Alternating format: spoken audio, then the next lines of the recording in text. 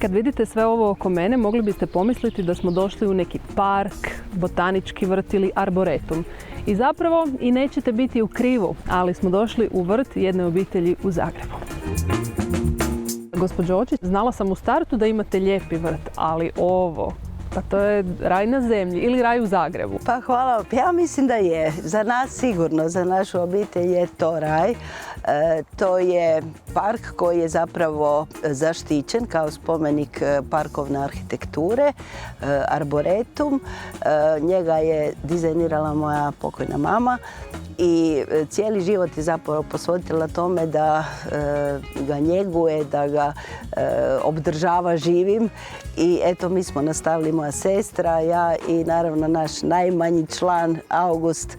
Mislim, lako vama kad imate takve pomagače. Naravno, mi bez Augusta ne bi mogli ništa, jer on pomaže u našem timu vrtlari, jel da, August? I pomaže teti pljeviti, baki pomaže pljeviti, tako da bez njega ništa. Doduše, vjerojatno svim ovim prekrasnim biljkama i svom ovom prekrasnom drveću je i lakše uz divnu glazbu koja je uvijek ovdje. Pa ja mislim da bolje raste, to je sigurno. Sigurno. Jer ja kad vježbam, to se čuje po cijelom vrtu, tako da vjerujem da im to godi.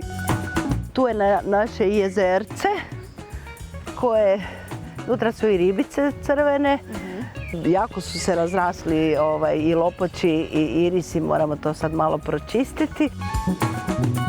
I evo, ovaj dio je koncipiran kao cvjetni potok, takozvani, u kojem se stalno smjenjuje cvatnja. Prvo su šafrani, snježnice, visibabe i tako to, jaglaci naravno, u raznim bojama. Onda dolaze narcise i tulipani. Neko će možda primijetiti i određene skulpture po vrtu, to je vaših ruku djelo. To je mojih ruku djelo, ja od reciklažnog materijala radim razne instalacije, a jedino ova tamo skulptura koju možda prvi čas ne vidite, na tu sam ponosna. Ta je stvarno napravljena profi.